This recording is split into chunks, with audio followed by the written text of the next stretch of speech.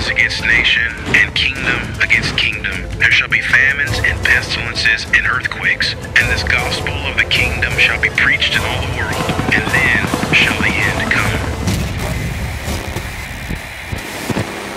Tell us, when will these things be? And what will be the sign of your coming and of the end of the age?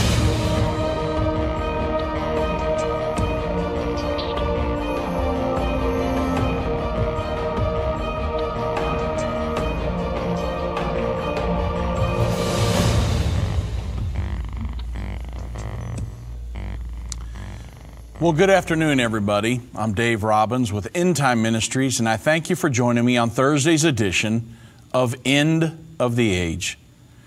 Now, a lot of times on my programs, I like to focus on just one topic and give you just an overall view of how this current event is showing us how prophecies written 2,000 to 2,500 years ago is coming to pass right now. But there's so much going on in the world today, world government, world religion, the efforts to number every human on earth, the establishment of a peace agreement in the Middle East, the third temple, the red heifers, everything going on, that I didn't want to I really can't today just focus on one prophecy or one set of events. So I'm going to try to cover several of them for you. Now, I just spoke at our Jerusalem Prophecy College this morning, and they asked me for a current event update. What's going on in the world? And I said, well, Revelation chapter 13 prophesies that just prior to the second coming of Jesus Christ, there's going to be a world government established on the earth that will be controlled by the Antichrist. There's going to be a world religious system established in the earth. And then there will be a global numbering system that will be established to try to coerce everybody to worship the Antichrist and his one world governing system. And I told them I used current events to show them how those prophecies are coming to pass as we speak. And so just like that, I'm going to cover several prophecies with you today and use current events to show you how those prophecies are coming to pass right now. So, to begin with, I'm going to talk about an effort towards world government.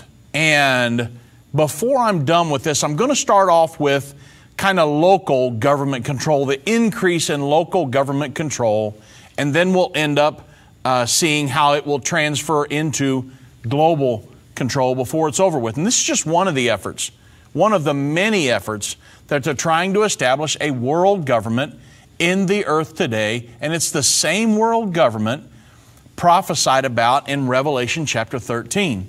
So many of you may have read this story, but Mark Zuckerberg, the head of Facebook, he recently called for a universal basic income in his Harvard speech. I think it was last Thursday.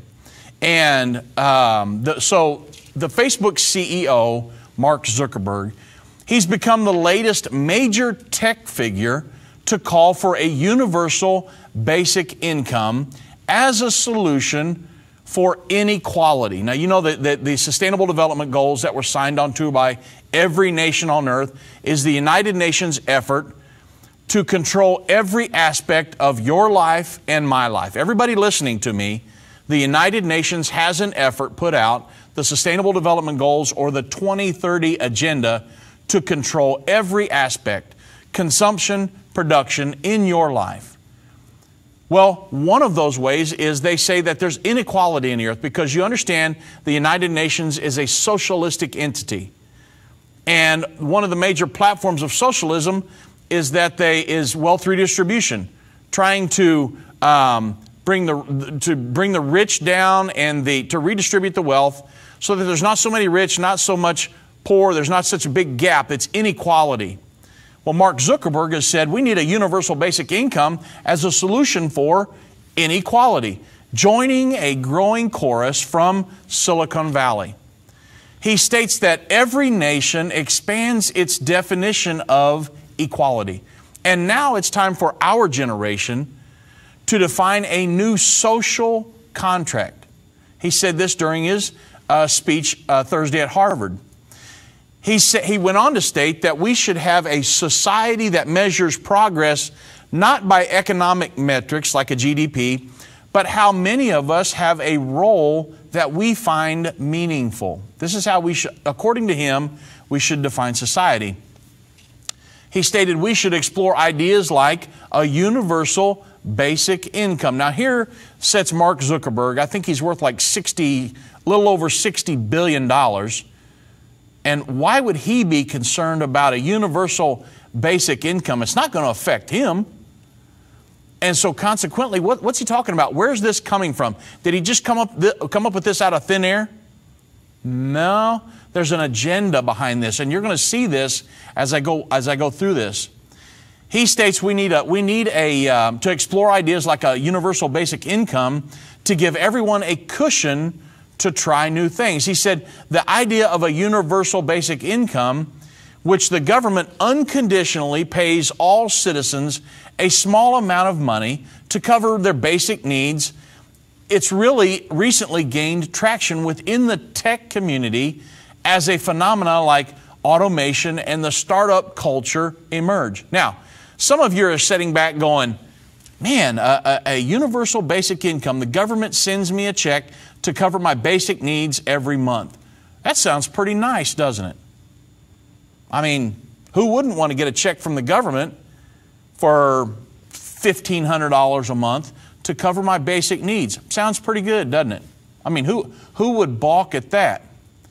The problem is that if the government can give you that, the government can take it away. So there's always literally thousands of strings attached to everything the government doesn't give you anything. The government will give you something as long as you're complying and doing this, that, and the other. A lot of you know about big government. There's always strings attached to everything. So there's an agenda behind these guys talking about a universal basic income. Nothing is free. A lot of these guys these politicians talk about free college, free this, that, and the other. Nothing is free. It comes from somebody. And these are socialistic principles. And many of them are handed down from the United Nations. Well, Mark Zuckerberg is not the only one talking about a universal basic income. Elon Musk, he actually has doubled down recently on a universal basic income, and he's stating it's going to be necessary, period. Not even an option.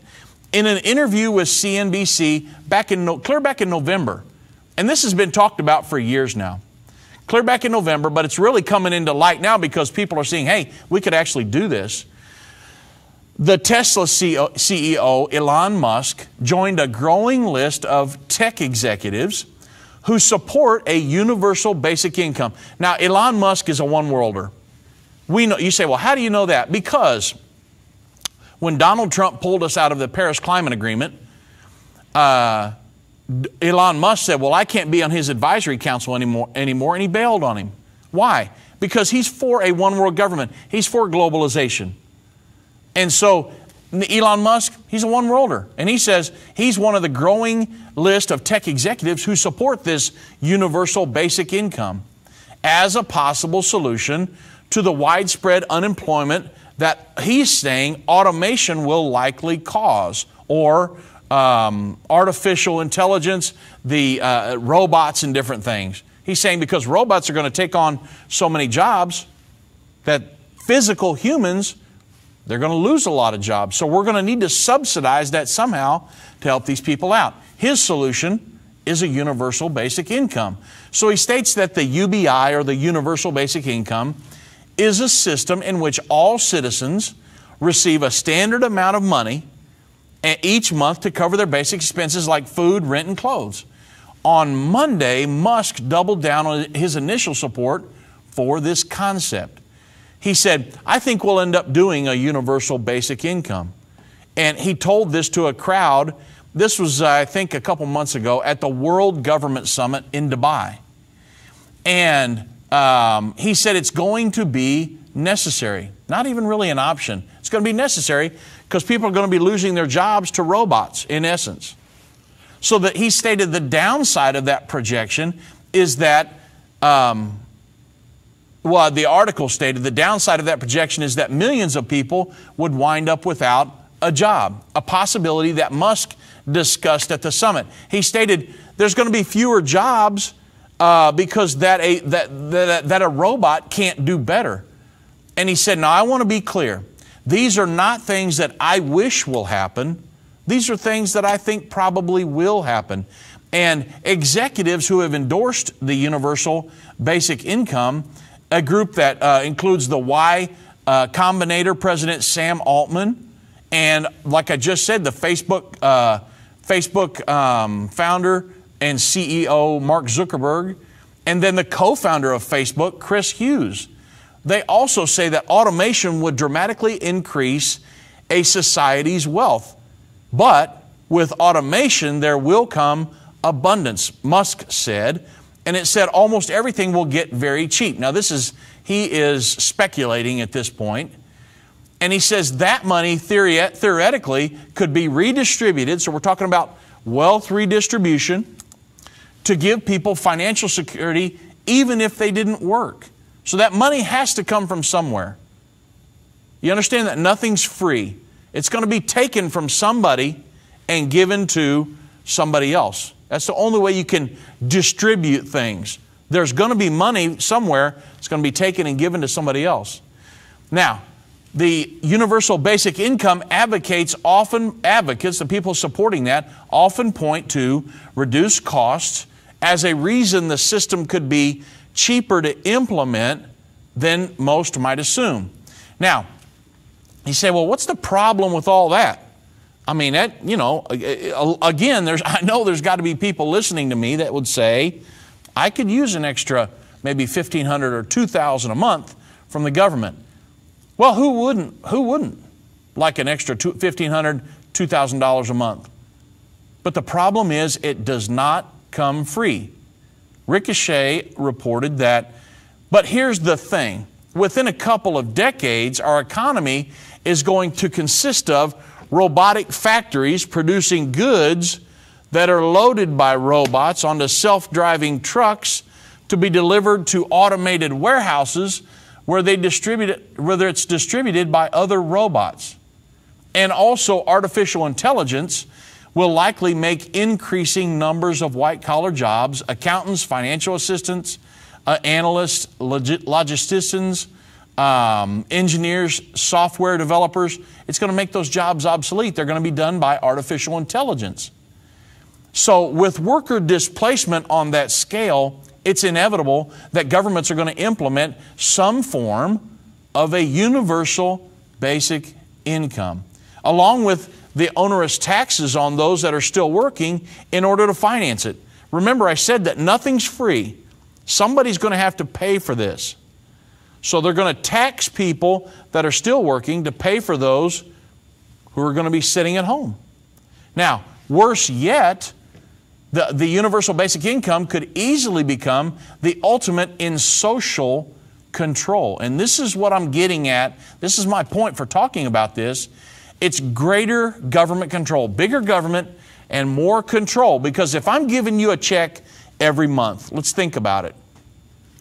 If I give you a check every month and you become dependent upon that check, let's say what these guys are saying is true, and artificial intelligence, robots start running all the factories, and a lot of people lose their jobs. So if I say, okay, you've lost your job because we've moved into all these artificial intelligence factories, and I give you a check every month, the government, which it's getting that money from taxing others, give you a check, and then you refuse to, let's say, share a bathroom with a transgendered individual. Well, that's fine. I'll just cut off your universal basic income check. Now, you think this isn't happening, but I guarantee you, when you're talking about governmental control and the government passes laws and expects you to obey those laws, and I'm giving you a check every month, and you say, well, I ain't sharing a bathroom. You say, okay, you're not going to share, you're not going to obey and comply? We'll just hold back your check. You see how convoluted this mess becomes the solution to nothing is bigger government. That's never the solution. We want less government. And if they start handing out these checks and you become so dependent upon the government for your basic needs, imagine the amount of control that they would have over the citizens of this country. Another thing, if you question the climate change hoax or the climate change scam, you question that at all? Fine. Lose your universal basic income check. Sorry, can't have it this month.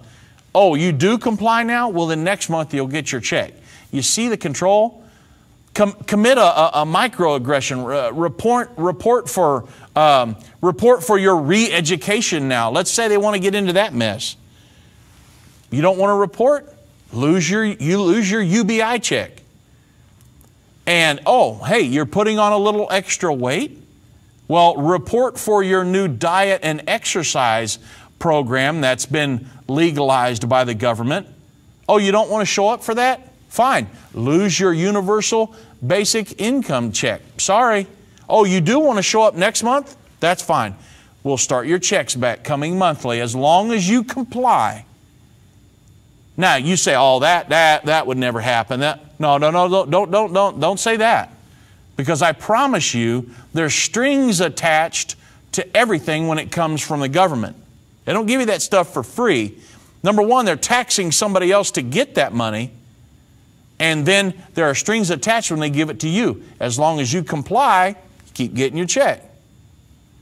You see what I'm saying? Increased government control. That's where this universal basic income check, that's what it'll come down to. Increased governmental control. When large majorities of people are completely dependent on the government for their income, is there really any way to ensure that the state does not use that power to enforce conformity to the dominant governing ideology? There's no way to keep that from happening. You say, well, they're just talking about your national government. We're not talking, because I'm talking today about world government. That's what I'm leading to, is the Bible prophesies there's going to be a world government. You say, well, these are just talking about some nations. There's different nations around the world that are implementing this. Well, that's what I'm going to get into next, the world governing body. The World Bank states that we need to look into the possibility of moving towards a universal basic income. They put out a question. If there are significantly fewer jobs because of the artificial intelligence, the robots, this, that, and the other, and less work available in the future, how will people make a living? How are they going to spend their time and find purpose in their lives? Now, obviously, these guys don't even consider the God factor, because these are humanistic entities, and so they believe in humanistic solutions to these humanistic problems. And so they're not looking at a God factor or the purpose of their lives. Is that their job? No, they're not looking at that. And they say, the question goes on. Also, how can we keep the income gap from growing so wide, the haves and the have-nots, that it erupts into a social discord or upheaval? Here's their answer. They believe that there is a solution, the universal basic income, or UBI, that it could be one of the solutions. Now, this is the World Bank, okay? Totally devoted to is a global governing entity. They state that, imagine a check coming in the mail each month to every single American, whether they work or not. Now, remember what I said about it, bigger government control, strings attached, thousands of strings. Whether they work or not, with sufficient money to eradicate poverty and give everyone the opportunity to achieve their dreams. A dream in a totally government-controlled society? Who would achieve their dream at that point? Total government control? Because this will not come without control from the government and strings attached, I promise you. Well, now we're talking about the world government, the World Bank. A UBI, or a universal basic income, may be the most practical solution to our economic problems, and one of the most, if not all, of our country's political parties can potentially embrace. That's the World Bank. You say, well, let's see, that's the world government. What about the United Nations? Hey, the United Nations Economic and Social Commission for Asia and the Pacific. This is one of the arms of the United Nations. They state that a universal basic income could be an important tool for eradicating poverty and achieving the Sustainable Development Goals, the SDGs, signed on to back in 2015 by every nation on earth. And so they're talking right now about Agenda 2030. There it is laid out in plain black and white English.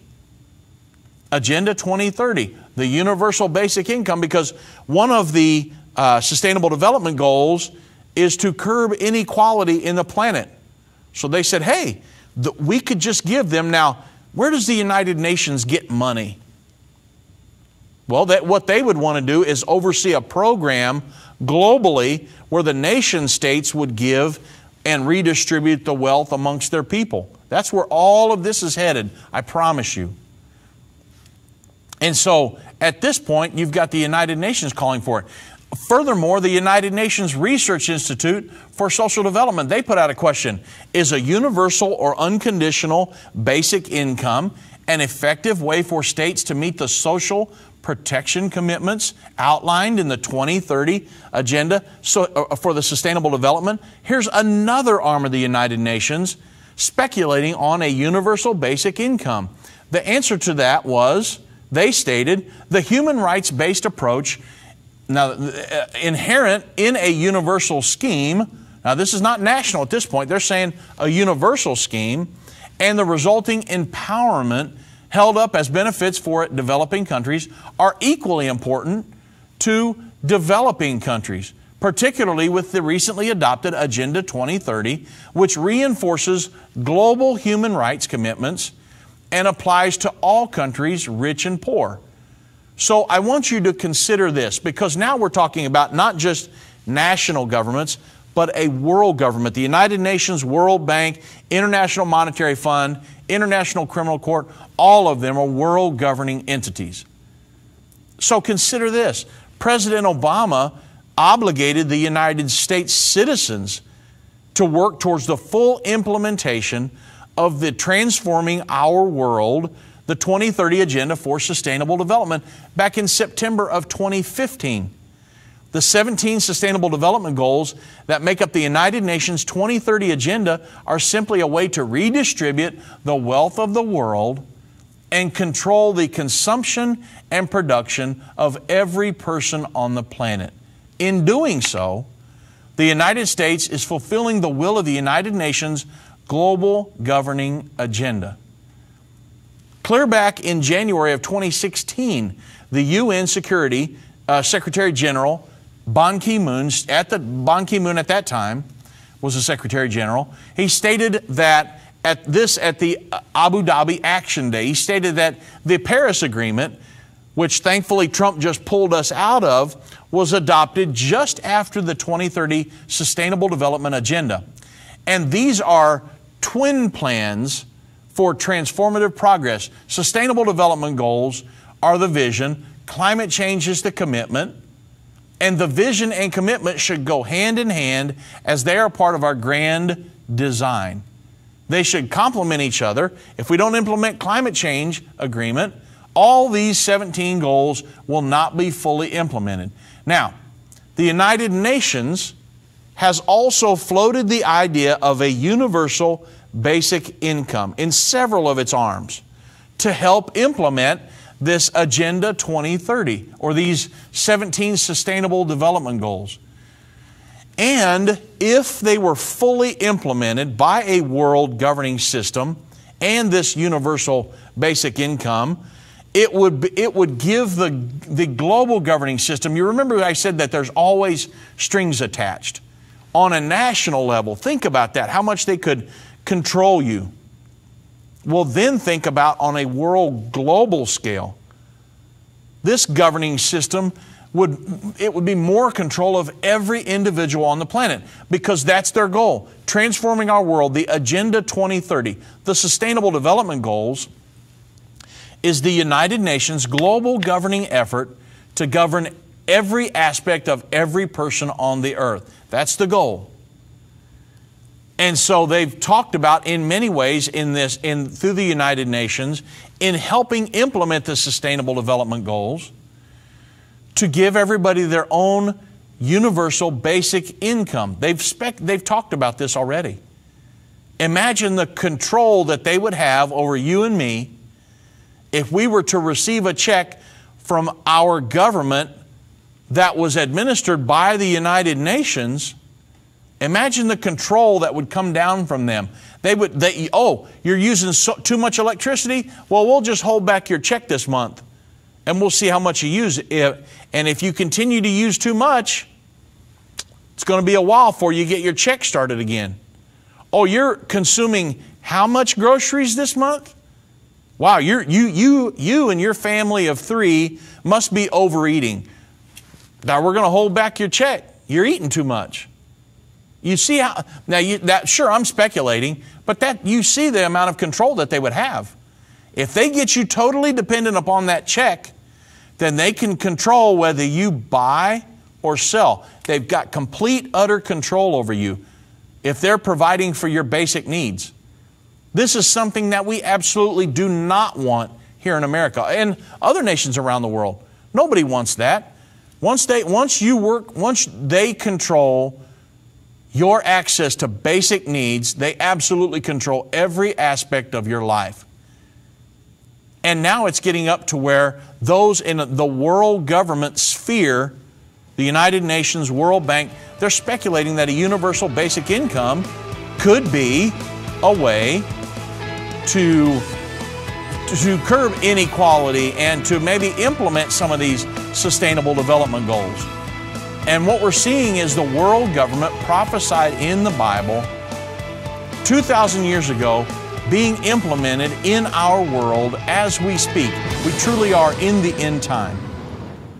From Here to Armageddon, a new exciting 8-lesson series to share with your friends and family. Order yours right away. Answering many questions like how far are we from the Battle of Armageddon? What will happen between now and then? Where are we on the timeline? Your questions answered in this exciting 8-lesson series, From Here to Armageddon. Go to endtime.com or call 1-800-END-TIME. That's 1-800-END-TIME, 1-800-363-8463. Order yours right away.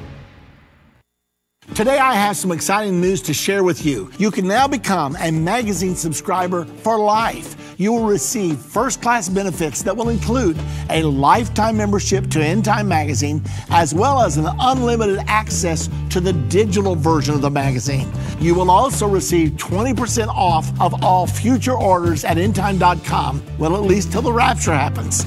Never worry about missing one important issue or forgetting to renew.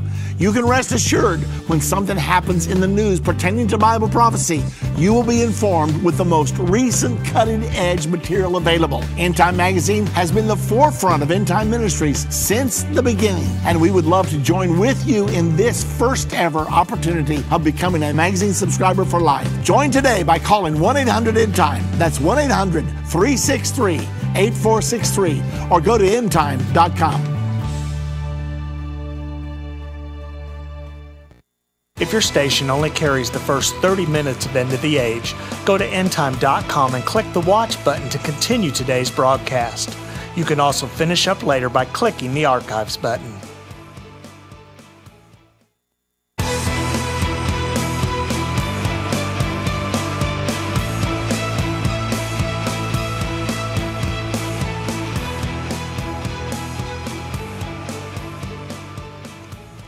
So on today's program, I'm talking about several different prophecies, and I know I'm spending some time, if I can get to them, because this one's very important. But I'm going to talk about world government and world religion, a lot of different things. I've got all kinds of topics to talk about, but I want to make sure you understand the ramifications of this universal basic income, because it's not a good thing. And I know that, some of you are sitting out there saying, hey, I'd love to receive a government check. I'm honestly saying I would too. It'd be awesome to get a check from out of nowhere every month for a couple $1,000. However, there's always strings attached. There's more control. You know the golden rule. He who has the gold makes the rules. That's all there is to it. So all it's going to be is control, control, control over every aspect of your life. Imagine how I can control my kids if I'm providing for their basic needs. I say, you do this or do that, and if you don't do it, that's fine. But you're not going to go do this Friday night. I've got control of them because I'm providing for their basic needs. Well, imagine government filling that role in your life. That's what a lot of these people that are in the world government sphere, that's what they're talking about. And so I'm talking about world government today. So the Bible prophesies that just such a system of world government will be in power just prior to the second coming of Jesus Christ. Now, only time will tell if the universal basic income will be one of the methods of control in the end time.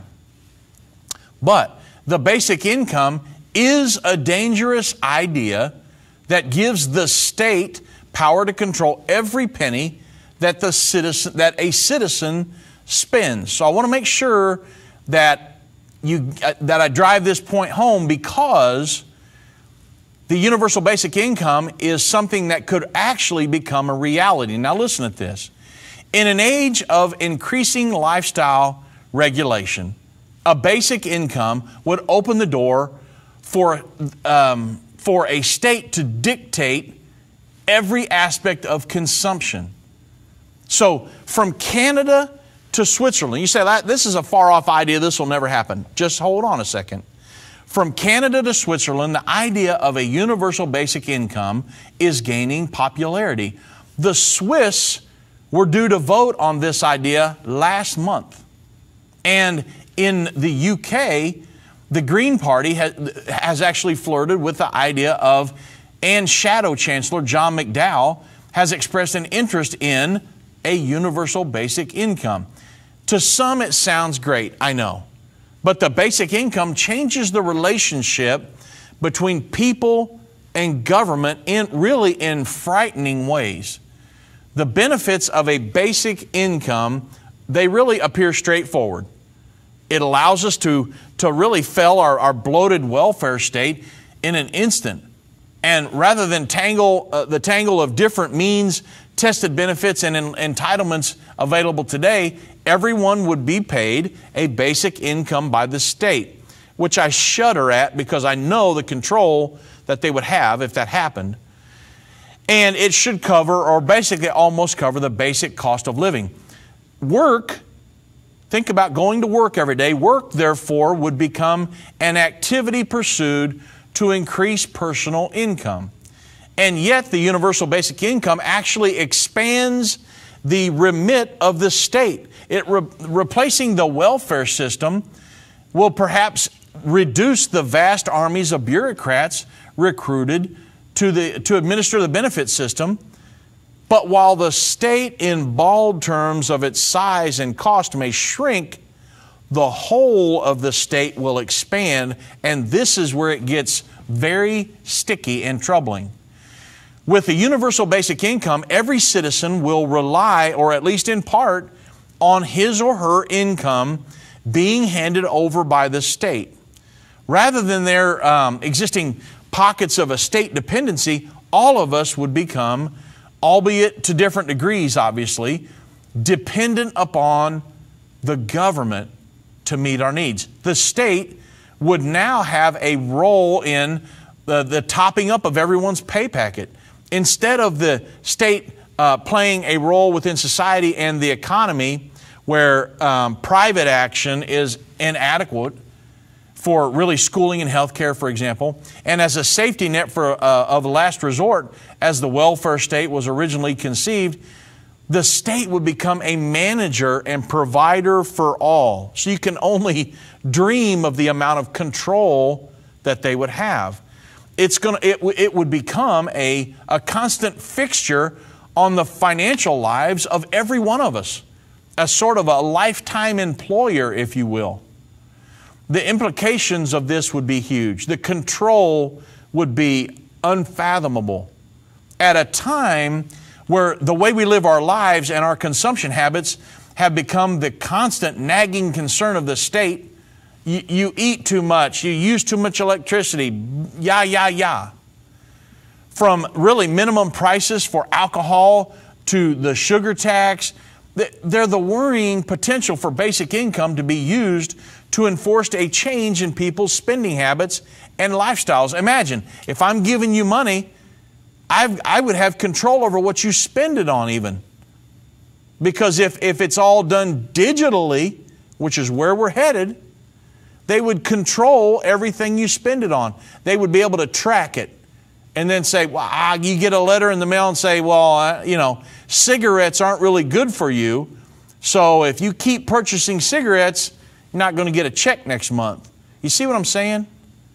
We've been moving towards a cashless society, and a lot of nations have already. And we're, in many ways we are. A lot of us don't even use cash anymore. So they're tracking everything that we do. It's called a digital footprint. Well, imagine if they're tracking that and then you spend it on things they don't want you to spend it on. They could control every aspect of your life. Now, someone claiming social benefits may be spending a portion of their income on, like I said, cigarettes, alcohol, or gambling. And if they don't want you to do that, they could withhold the check. In the U.S., for example, let's say welfare payments are often made in food stamps, and they're redeemable only for items that the state considers essential. Well, in an age of increasing lifestyle regulation, a basic income would also open the door to the increased state dictatorial powers. At the same time, the state would essentially step into the role of subsidizing business. Now, it would go from just an individual level to a business as well. To a lesser extent, this already happens today, really. There are already low-income jobs in the U.S. where workers rely on food stamps to supplement their incomes. In the U.K., many low-paid workers require housing benefits to keep a roof over their heads. So in some ways, this is already happening. The universal basic income would not eliminate this problem, but really it would extend it. The primary role of the state will be to top up its citizens' pay packets and their pensions. Imagine how much control they would have over you. I want less governmental control in my life, not more.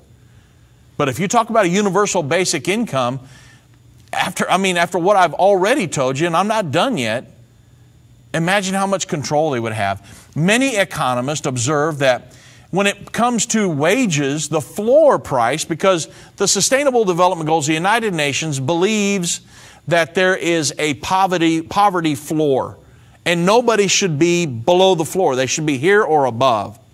And so that's where they say there's huge inequality in the world, and we need to equal out that playing field so there's not haves and have-nots.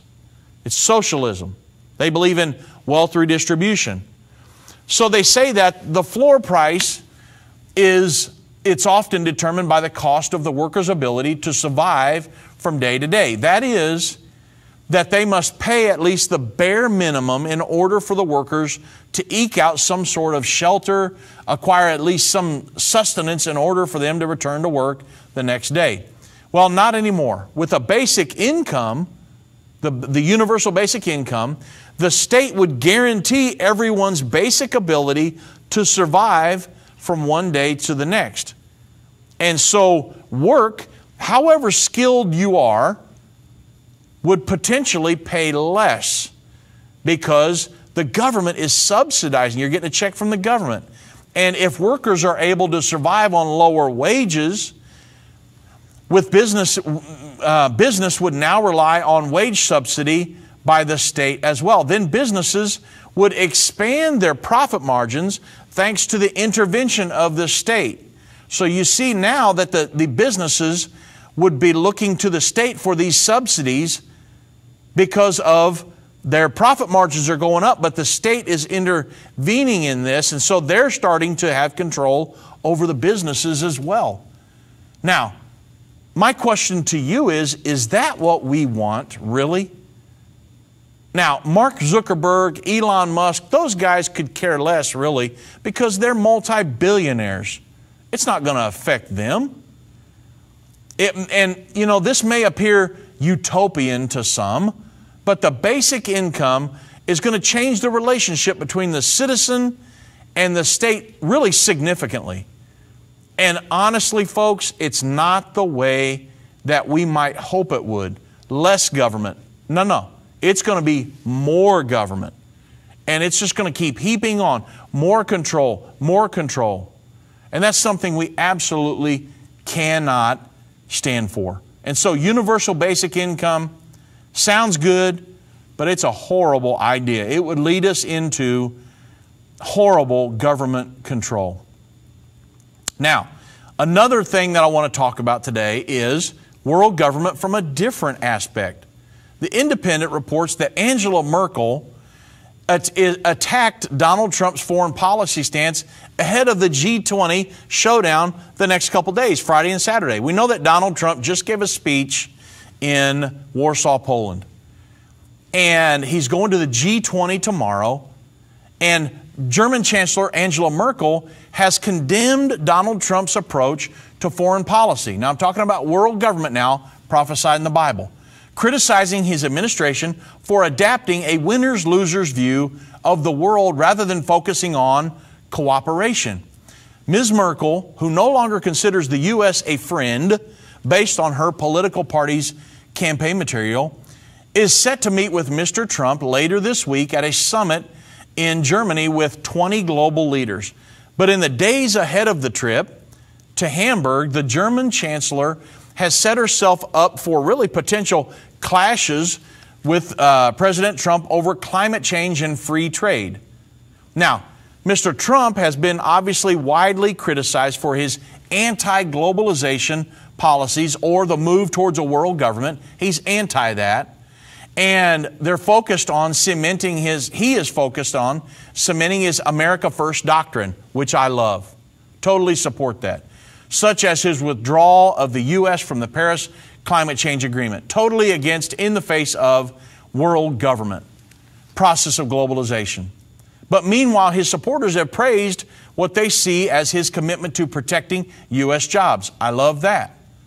And Angela Merkel stated, as the G20 president, it's my job to work on possibilities for agreement and not to contribute to a situation where a lack of communication prevails. And so I'm going to leave it right there because you're going to miss something. And so when we come back from the program or from the break, I'll continue on with world government, and then we'll get into a little bit of what's going on with the world religion before I end the program today.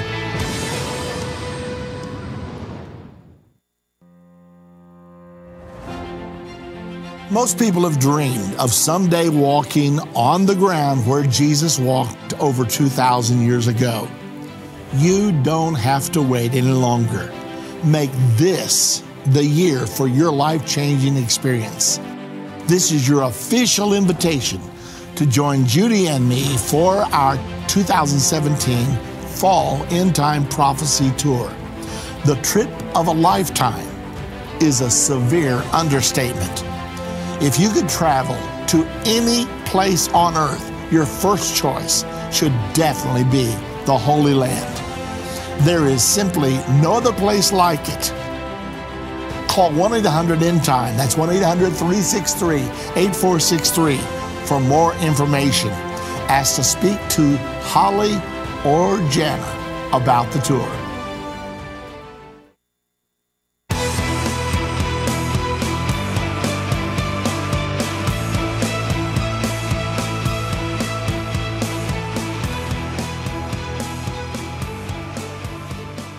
So we know Donald Trump is headed to the G20 summit tomorrow and Saturday, and he's going to be talking to Angela Merkel. Well, before they meet, she's already talked about his stance against globalization, climate change, and a lot of different things, because he is opposed to global governance. And she's all for global governance. As the leader of Germany, she's the leader of the G20 summit, and so she has come out before he showed up and criticized him about some of the things he has done and pulling out of the Paris Climate Agreement and different things. These are global governing efforts, global governance. prophesied in the Bible 2,000 years ago. She come out criticizing him before he ever showed up. So yeah, there's going to be a clashing, if you will.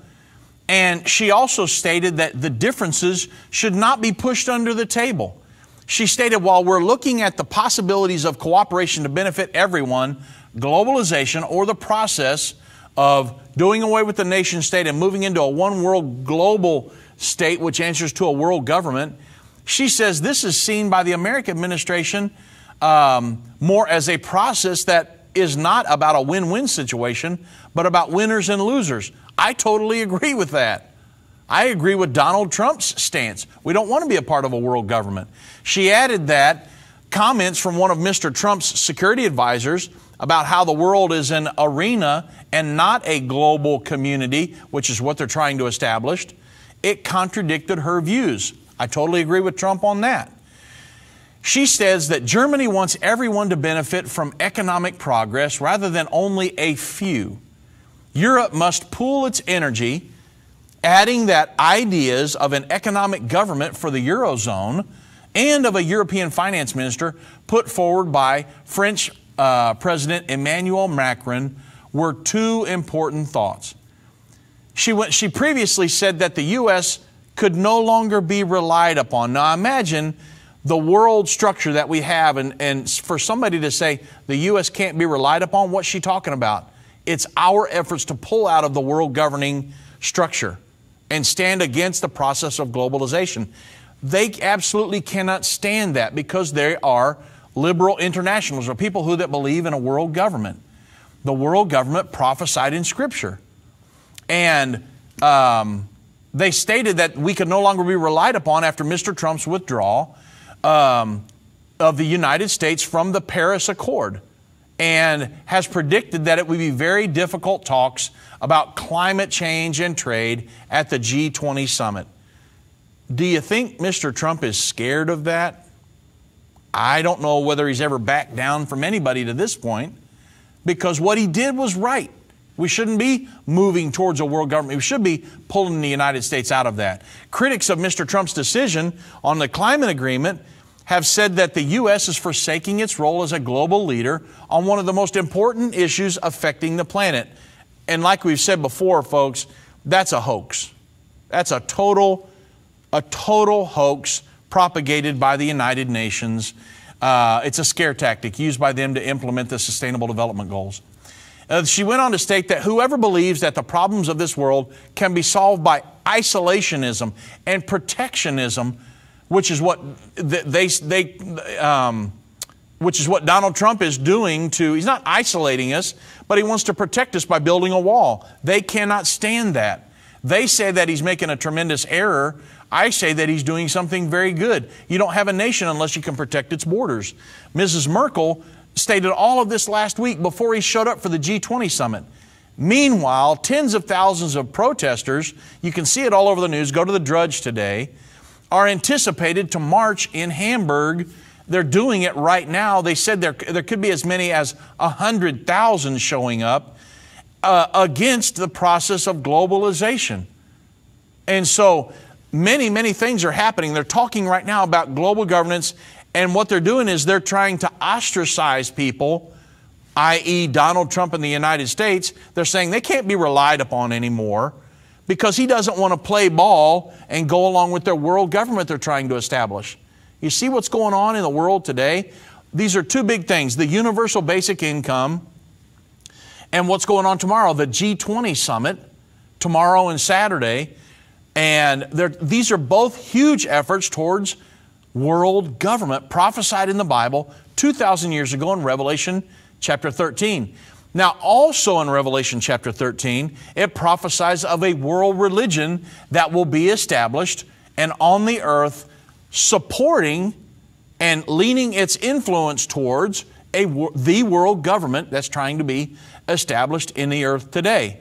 And we know that the leader of that will be the false prophet. Well, this is the 500-year anniversary of the Reformation. And there are huge efforts.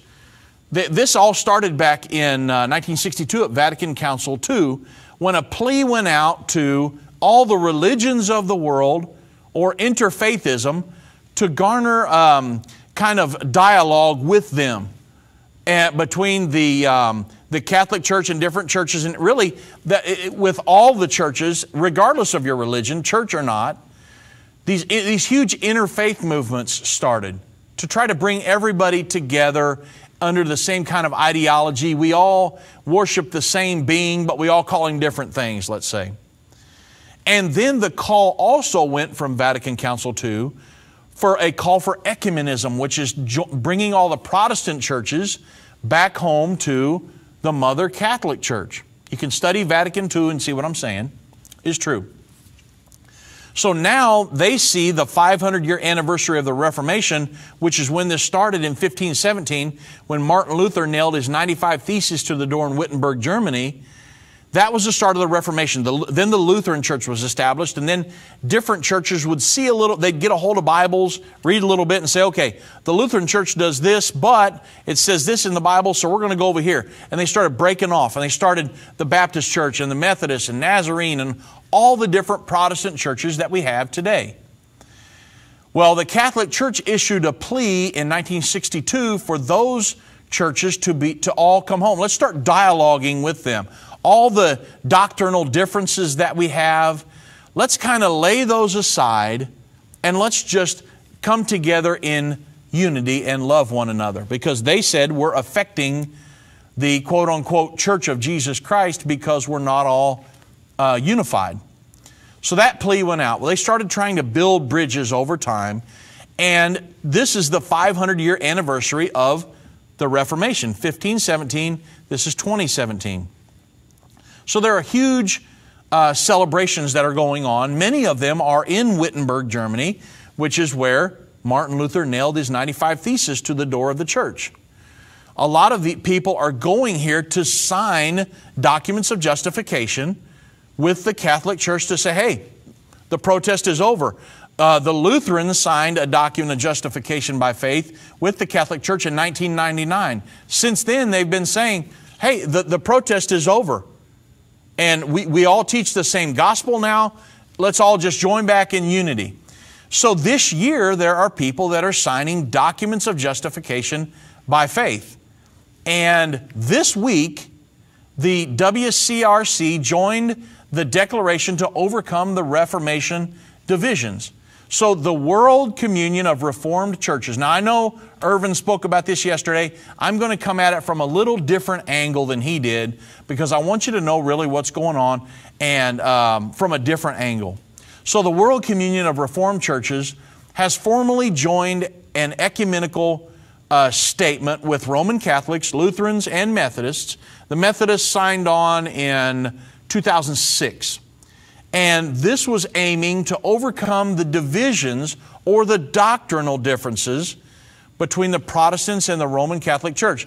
The main difference with the Reformation was that the Catholic Church believed that it was justification by works. Martin Luther believed, he made the statement famous, the just shall live by faith. So he believed in justification by faith. And so they split. There was a Reformation, the Lutheran Church, and so since then everybody has split off of all of them, and all these churches have split. Now there's thousands of them. And that was the doctrinal difference. Well, they said, this document, they've created a way that says that now it's going to be justification by faith, which leads to good works. And so they've kind of molded everything together and said, hey, we've come up with a justification document. The protest is over.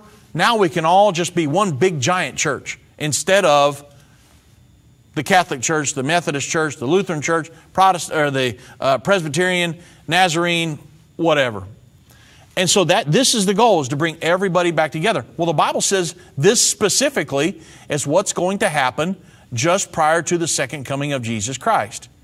And so this is what's happening over the last several weeks, and it's going to be happening through the last 5 or 6 months of this year. There's going to be huge celebrations where people go there to sign documents of justification by faith, saying that, hey, we'll put all our doctrinal differences aside and let's just all join together as one big church. Now, at this meeting, Protestants and Roman Catholics from the time of the Protestant Reformation, they were all gathering back together to join. And they said that today was a historic day. This was said by Jerry Pillay, who was a president of the World Communion of Reformed Churches. And he said this at a ceremony which would have been yesterday in the eastern German town of Wittenberg, which is where they went to sign it. And that's where Martin Luther lived and worked. The documents that we are signing today are significant and symbolic of the road that we are to travel. Documents of justification by faith. Pillay was speaking as the Reformed Church leader, which groups more than 225 Protestant churches worldwide. So when these guys signed it, they brought all these 225 different Protestant churches on board as well. And they formally associated themselves with and signed the joint declaration on the doctrine of justification. That's what they originally signed. And it was originally, or that's what they signed on the 5th. That was originally signed by the Lutheran World Federation and the Roman Catholic Church on the 31st of October back in '99. And the Catholic and Lutherans stated that a consensus in the basic truths exists between Lutherans and Catholics in regard to a theological controversy, which was a major cause in the split of the Western Church in the 16th century.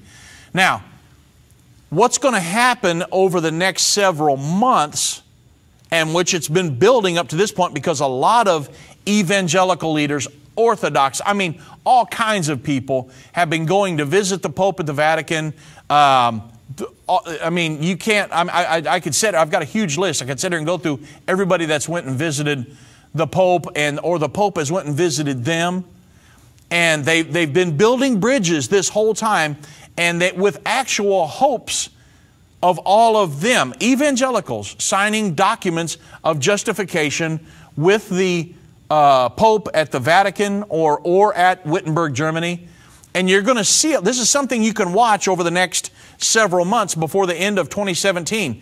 Signings just like this one that happened yesterday of documents of justification by faith with the Catholic Church, and they're moving back into this world conglomeration of this world religion, if you will. And it's something that you need to watch, because in Revelation chapter 13, there was a world government prophesied, a world religion prophesied. I've talked about both of them today, and then also a global numbering system called the Mark of the Beast. There are huge efforts going on right now with ID 2020 and ID 4D to establish a numbering system for every person on the earth, fulfilling Bible prophecy.